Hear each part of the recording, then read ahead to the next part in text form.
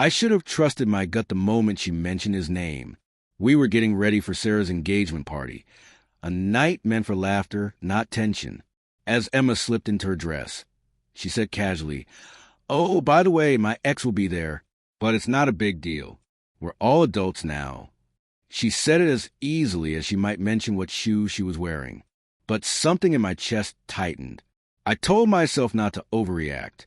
We'd been together nearly 2 years, and I wanted to believe what we had was strong enough to outlast jealousy. Still, the word ex has a way of lingering. Heavy, sharp, and impossible to ignore. At the party, laughter floated through the air, glasses clinked, and music played softly in the background. Emma looked beautiful, and I tried to focus on that. But when I spotted him across the room, tall, confident, the kind of man who knows he still lives rent-free in someone's memory, I felt that unease crawl back up my spine. She waved at him. Not a distant, polite wave, but one laced with familiarity. Their hug lasted just a bit too long. His hand stayed on her back longer than it should have, and she didn't pull away. I stood there smiling like a fool, pretending it didn't sting, pretending it didn't matter. But deep down, something whispered, a quiet truth I didn't want to face. This wasn't about trust anymore. It was about respect. And maybe I was the only one still trying to protect it. As the night wore on, the tension between them became impossible to ignore. They laughed over private jokes I wasn't part of, shared glances too loaded with history. And when she spoke to him, her tone softened in a way I hadn't heard in months. I tried to stay composed, mingling with friends, forcing my smile to stay in place. But every laugh in their corner felt like a knife twisting slowly under my ribs. Every time I caught her looking at him, something in me cracked a little more. When the crowd raised their glasses for a toast, he smiled and said, "To old memories and the people who made them worth having."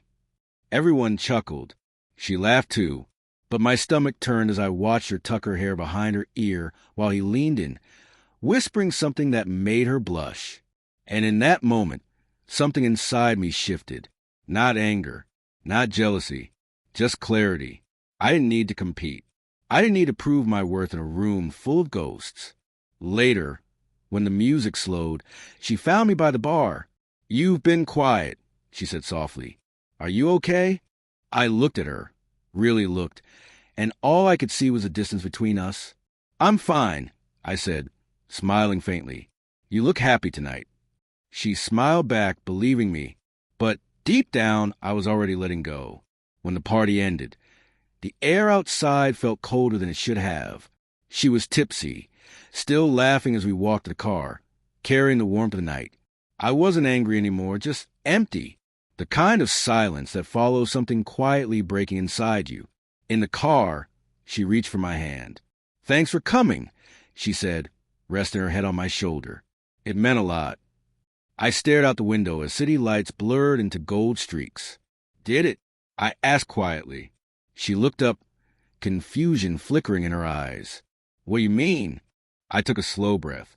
"You wanted me there to prove something, to him, or maybe to yourself. But somewhere in all that, you forgot I was the one standing beside you." Her smile wavered. "That's not true," she said quickly, but her voice trembled. I nodded slowly. "Maybe not, but tonight showed me something I can't ignore." We sat in silence, the hum of the engine the only sound between us. Then I said what I'd been holding back all night.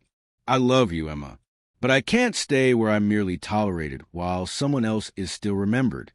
Her eyes filled with tears. She opened her mouth to speak, but I was already stepping out of the car.